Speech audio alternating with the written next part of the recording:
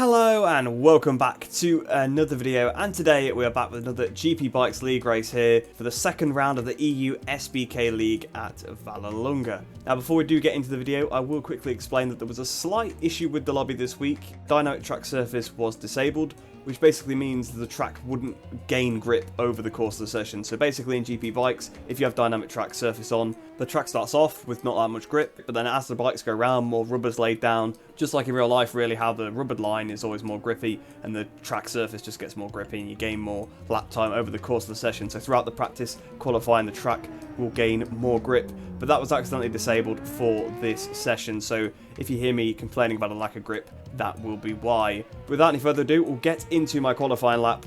I hope you enjoy. So here we are then, coming through the final corner, about to start our fastest lap of the qualifying session. You can see we're currently in 7th place, so we absolutely need to improve here. A 1 minute 50.2 on the previous lap, so we probably did have a crash.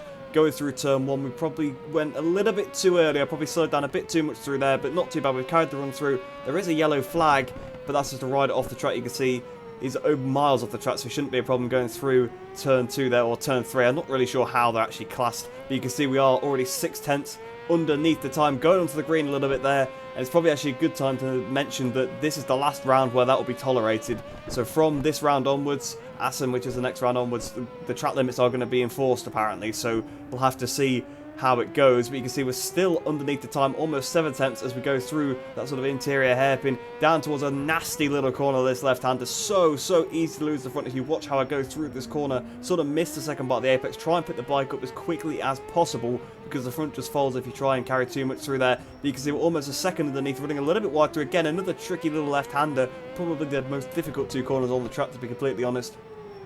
Down towards a bit more of a stadium section. That's potential passing opportunity in the race, but it is quite a difficult one. Here's another one as well, another yellow flag. Now around this area the yellow flags are a little bit dodgy, like if someone's crashed at the corner before it might tell you. Again, a little bit on the green there, but again, of course, it was tolerated. Someone sat there right on the inside. That put me off quite a bit on the lap. I do remember being a bit annoyed about that at the time. Once again, touching the green, so that's 3 times on this lap. Fortunately, we are allowed to do it at this point, because we've lost a lot of time. We were 9/10 underneath at one point. Up towards the line, it's going to be an improvement of around about 6/10, it looks like, over the line. That puts us up to 5th place on the grid, so row 2 start. That will be super important. But moving down to the actual grid here for race 1, you can see we're actually in 6th position, so we did actually lose a position in the end. Somebody behind us did improve. I'm not 100% sure who it is. I think it might have been Mateus Neto, who is right in front of us on the starting grid here. But it's still a 2nd row start, which is important, because that's really going to keep you in the mix. As long as you're on the front 2 rows, you could try and get away with the leaders.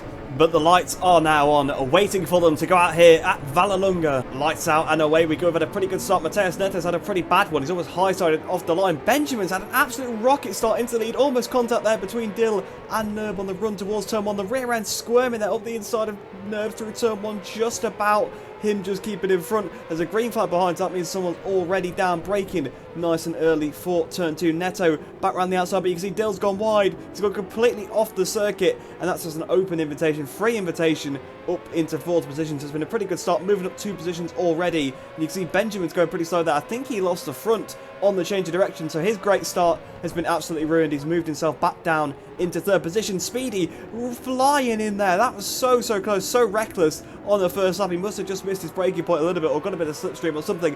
Bit of contact in front there between Ben and Molina. So go down towards the tricky corner I was telling you about in qualifying. Molina makes a pass up the inside of Ben. Ben tries to go forward. The switchback there, and he's down. Oh, we've just missed him. We've just picked the bike up in time. Just managed to avoid Ben there. And we're going to take a little bit of a replay of that, but it was unbelievably close. I kind of expected it going into the corner that it could happen based on him trying to get the switchback, but oh, we were so close to that bike. We just managed to avoid it. Looking at it in slow motion there, you can see Molina picked up a bit. Ben's front's gone. I just tried to move the minimal amount, but we had such a small amount of time to react, so we just managed to avoid that R1 there. But cutting back to the action, Molina a little bit off track there. Once again, that was one of the places where we were going off, and I think that's what sparked the whole thing, to be honest. There's a guy now looking at the track limits every single lap, But back to the actual race at hand, you can see we're kind of harrying Molina a little bit now, which is pretty good because Molina's been faster than us all weekend, all through the testing, and in Hockenheim, to be fair. He had better pace than me. I just got fortunate to beat him in the first race with a crash from himself, but we're all over the back of him now. I really wanted to pass him at this point, almost looking at the inside through that second part of the chicane. That's a risky passing place right there. A bit of a movement from his bike there. That V4R does pull some proper shapes. Don't matter who's on it. The bike is absolutely all over the place. But there you can see jetting away on the straight, trying to get a bit of a slipstream as we start this second lap. Now, one of the areas on the track where I was super strong is turn 1, and he's ran a little bit wide. Oh, we're going to get on the inside. Oh, that was so close with the roll out the throttle. The front was completely gone there. I don't know if you saw that, but the front was completely gone. How we stayed on, I don't know. Molina goes a little bit wide. We're going to try to get the switchback to get the run onto the straight, but the race come round and oh, we're down. We've crashed here on lap 2. What was that? That was such a strange crash. The rear came round and down I went. Just trying to get the switchback there on Molina because that V4 has such good pace on the straight. I was just trying something, see if I could get a good exit, but unfortunately we've hit the deck and we're now way down the order. I think in 12th position that is, as we break for this right-hander and up the inside. Oh, Alex Nogueira almost wiping us out there. So that was almost 3 crashes in the space of about 30 seconds. Let's have a look at some of them. So this is turn 1. If you didn't see the front end the first time, there you go, you see it on the replay, and we're going to look from a different angle here, and you can just see that front completely went. We were so lucky to actually stay on board, and here's the actual crash as well that we did have. So we were just trying to carry the speed through, and the rear just loses grip and just throws me off. It's such a strange crash. I hadn't had it all weekend, so it really caught me off guard. And here's a good slow-mo shot of it. You can see the rear just starts to come round, and there's nothing I can do at that point, and down I go. And that's pretty much my race completely ruined from there, because this is not a, well, it's a slowish corner, but it's onto a fast straight, and that's not where you want to crash. And this is the TV shot of Alex Nogueira. He was so close, so out of shape. I'm not sure what he was doing. I think he must have just missed his braking point as well, a bit like Speedy did on the first lap. But it was millimetres from taking me out. So that's twice in this race we've been millimetres from being taken out already. But back to the action. There's somebody down there. Not sure that is Mick. I think that was Mick Ivana on, I'm not actually sure what bike he's on, to be completely honest. A black bike there as we've gone past as he's fallen off. So that's back up into 11th position now with OG Sleepy just ahead of us heading into the stadium section. So a comeback is still possible from here. And another crash there from OG Sleepy. So we're now up into 10th position. So back up into the top 10. So it's not the end of the world. We've got Dr. Monster in front of us, who is pretty fast, to be fair. Now, this is where you're probably going to see the difference, really, between some of the front runners and some of the riders a bit further back. I mean, you see the exit out of that last corner there. We've got a bit of a slipstream. We're thinking about the move, but we had to roll out of it there. There's nothing we could do. But Doc makes a bit of a mistake. Either that or he let me through. I'm actually still not sure. I think he just made a mistake, to be fair. But if he did let me through, fair enough, because I suppose sometimes it's not worth ruining your race trying to battle with someone that is faster, because, of course, I have just fallen off. Now, cutting a little bit later, we're now closing to the back of Adrian Serro, but he's ran pretty wide there at the hairpin, and that's easy pickings up into 8th position. So, not too bad. We picked off that entire group in less than a lap, so fair enough. That was pretty good. I mean, most of them made mistakes or actually crashed off the bike, but you know what? You've got to stay on the bike to get the position. So, we've now got a huge gap to Keithy Lemon, 6 seconds. That is going to be a difficult one to catch, because I think I am faster than the group in front, but not by that much. So it took all the way till the end of lap 8. Ignore the fact it says lap 9. That is the leader's lap. Nerb is miles out in front. And you can see we are pretty close to Keithy Lemon now. So we've got just over 2 laps to catch him. You can see I'm under my personal best time, which is currently a 37.8 if I'm reading that correctly. So we finally started to find some mojo. I actually struggled quite a bit to catch this gap up, partially because I was just too nervous. You can see the 38.0 on the previous lap, and really my race pace should have been 37s throughout. I mean, the lack of grip definitely was causing some of the problems there. But you can see through turn 1, we've got no problems whatsoever. In fact, we're closing so much up on Keithy Lemon. I didn't expect us to catch that much, I can't lie, as we hit the brakes then for turn 2 or turn 3, again, how you want to call it. It depends. He clipped the curb a little bit there, so now he is vulnerable. We are all over the back of Keithy. He gets out of there a little bit better than me. My bike was squirming all over the place. I was pushing at this point. Like I said, I sort of found my mojo. I felt comfortable pushing again at this point of the race. I kind of been nervous up until this point because I didn't want to crash again. Keithy a bit wide again through that hairpin. So easy. I thought about riding up the inside there, but it is such a risky move, and it just, you know, invites contact, and it's just better to be, you know, a bit safe, because we've got a lap and a half still to try and pull this move down, but he runs wide. Are we going to get the switchback this time? No, he just about hangs it round the outside, so we're now really harrying Keithy, and once again, he's gone in wide, but there's been a crash in front for VS Master. We trying to avoid the crash, and there's a crash between myself and Keithy.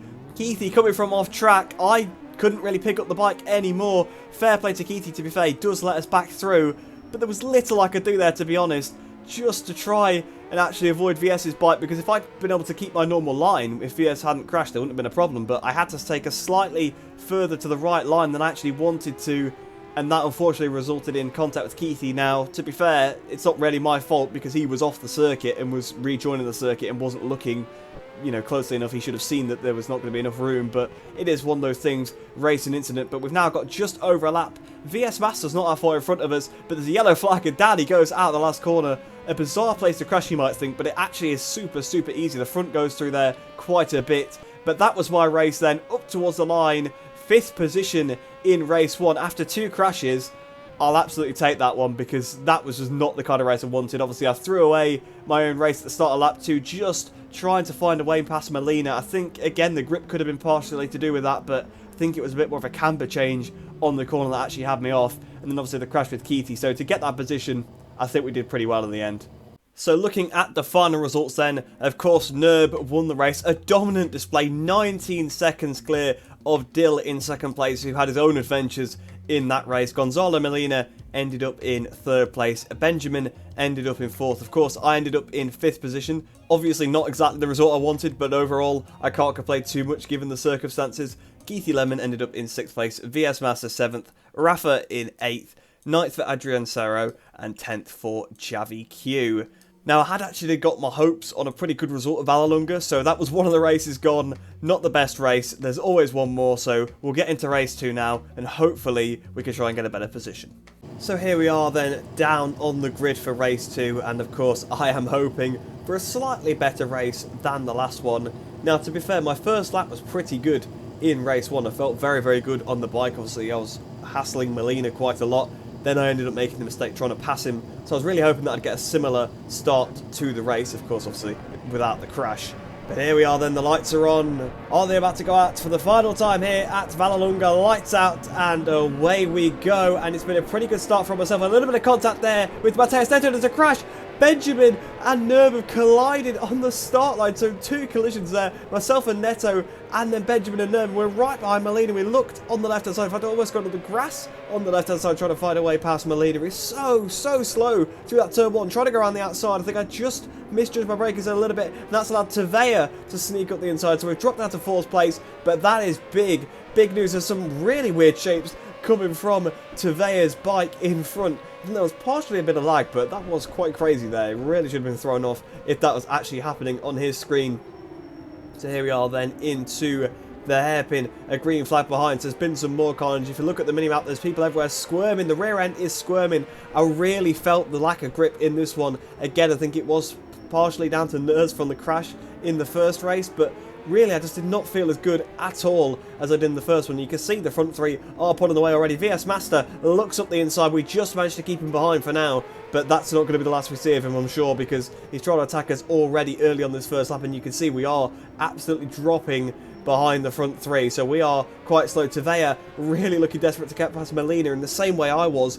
Definitely seems to be one of his weaknesses is the opening couple of laps. He does seem to struggle. I think it's the V4R, to be honest, rather than anything to do with the rider, because we know the rider is extremely fast. And Tavea looks at the inside to the second part of the chicane. That was risky. Oh, if he'd gone for that, that would have been second place for us. Fortunately, he didn't quite go for it, but you know, he's definitely looking to try and find a way through. He's trying to look at the last corner now as well. And again, he just almost got pinched there into the wall. So Tavea really tried to take this second position, but an eventful lap 1. Benjamin and Nerv down. Contact between myself and Mateus Neto as well. And then this proper battle going on in front. And Molina runs wide, allows Tavea through. So Tavea up into second place. But you can see Dill has checked out already. All that battling and my poor pace on this opening lap has allowed him just to stretch away. We're going to look back at the start now. So we're looking at Nerb in the TV point of view. And it's such a strange incident. Nerb somehow actually doesn't fall off. It's only Ben that actually falls off. But Nerb, because he has been put to the back of the field. And on board with the orbit cam, you see here, just two lines sort of coming together. Ben goes quite left from his start position. On board with Ben now, we're going to see it from his point of view. And Nerb just kind of goes a little bit right. To be fair, obviously Ben has come across the track a lot more than Nerb, but I think they've just sort of moved across into each other, and it's a very unfortunate incident. But cutting back to the action with us in front, you can see Molina is trying to re-overtake Tavea, so this battle's not over yet, and we've ran wide here, onto the green completely, and there goes VS Master. VS Master takes the position, so we now drop down to 5th place where we finished in the last one. And this time it's purely down to myself. We've actually got another rider right behind as well. But cutting a couple of corners later, you can see Tavea runs a bit wide. That allows Molina to get back through. And down towards the chicane. Tavea still looking pretty desperate. Hits Molina up the back. And down he goes. A bit of a shame really, because Tavea was showing good pace. He was a little bit overly aggressive on the opening couple of laps, if you ask me. He probably should have just held his station a bit. I mean, fair enough, he did get past Molina in the first place. But it did cost him in the end. But cutting a little bit further on, you can see there's a proper battle now going on with VS Master and Molina. So Molina's still struggling. You can see it's the start of lap 3. I got a little bit of deja vu, I must say, closing up to them through that corner. So I was trying to be careful, but you can see I am underneath my time. So I am now starting to find a bit of pace myself. And Molina definitely does seem to be holding up VS, so if we could try and latch onto the back of them, that would be ideal. And down into the hairpin, we've both run a bit wide. I got a bit sucked in there by VS Master. But you can see I'm quite a bit under my time, 4 tenths underneath my previous best, so I am really starting to find my form in this race, finding my mojo. The tyre temperatures are coming up, and I can see the gap coming down. And really at this point, obviously, I just wanted to try and maybe get past VS Master, because I knew Molina probably would be able to pull away once again like he did previously. VS a little bit wide there, a green flag behind, not sure it's gone down. I don't think it is the guy behind who is Rafa, so at the moment the threat from behind is just the same as it was previously.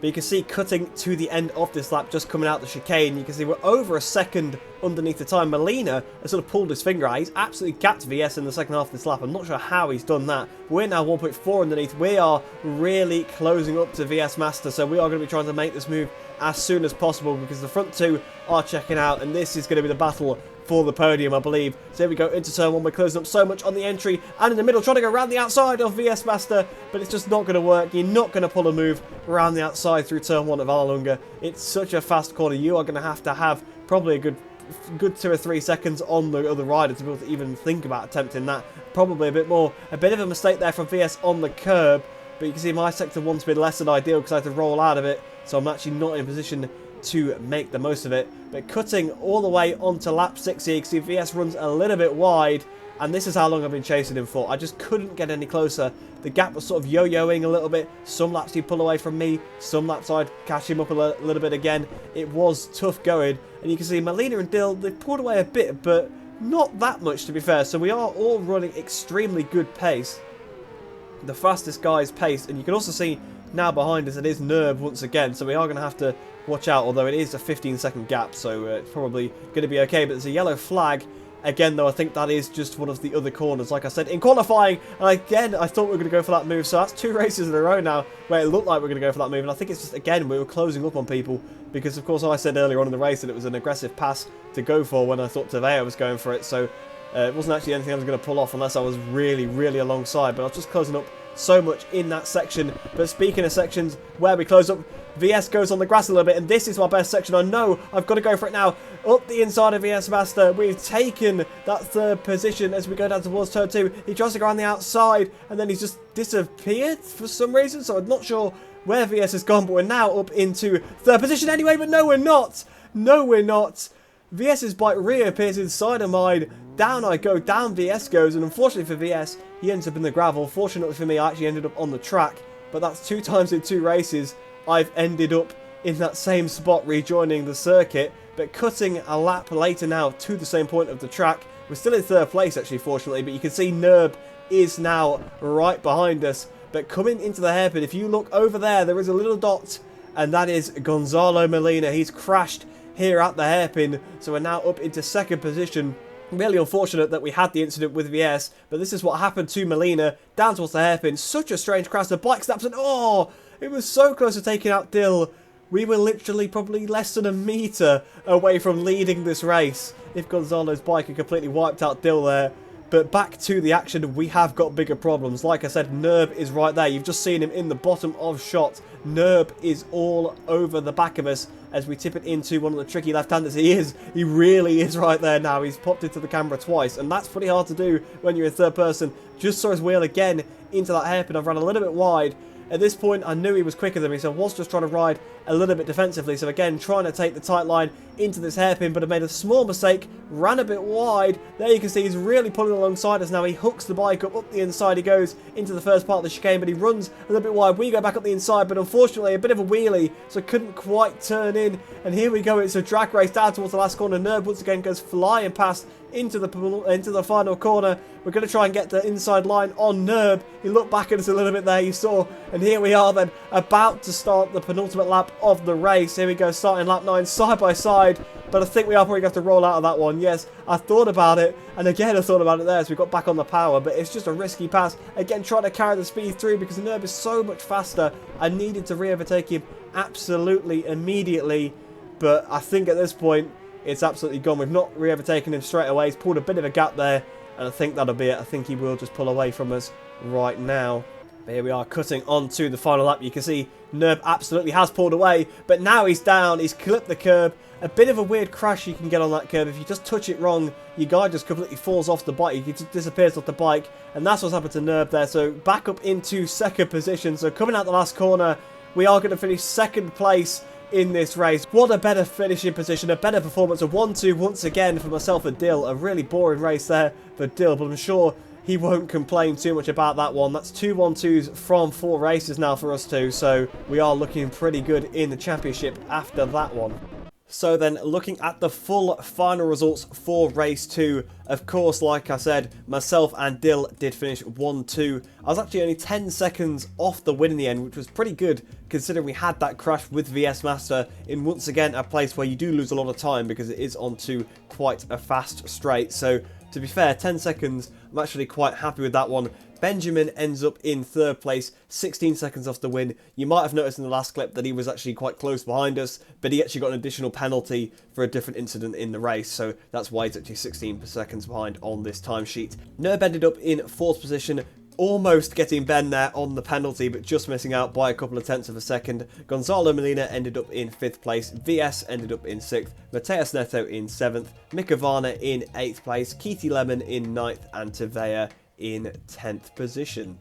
So if we look to see what that's actually done to the Riders' Championship, with now 2 rounds done, Dill continues to lead 11 points ahead of Nerb in 2nd place. I'm in 3rd place, 26 points off the lead now, so over a race win's worth, so a pretty poor weekend overall. I mean, the 2nd place was still good, but I think we could have done better in both races had things gone slightly differently. So unfortunately, we're a little bit further behind than I would like to be. Gonzalo Molina is in 4th place, so we've got a 10-point buffer back to him, and then only 2 points further back to Benjamin. So those two are pretty close for 4th and 5th in the championship. Keithy Lemon is in 6th place, Tavea in 7th, Rafa in 8th, Adrian Serro in 9th place, and VS Master, after only doing this round, is in 10th place, but he is going to be in all of them from now on. I just missed the first one. So VS will be one to look out for. Maybe not for the championship because he started late, but he's going to be fast every single weekend. Now, I hope you guys did enjoy that race once again. This time I was actually able to get some replay shots, so hopefully you did enjoy me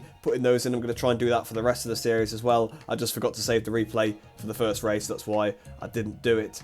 I'm hoping in the next round we can just get through 2 races without crashing. It is a track where I actually quite like the track, but a track where it doesn't suit me particularly well. It's actually Assen coming up next, so I might struggle a little bit in terms of pace, but if I could try and stay on the bike, you never know what results might come. Although, to be fair, we were quite unfortunate in this round with the incidents. They weren't necessarily all down to me. But like I said, I hope you did enjoy that one. Hope you enjoy the rest of your day. Hope you all stay safe, and I shall see you in the next one.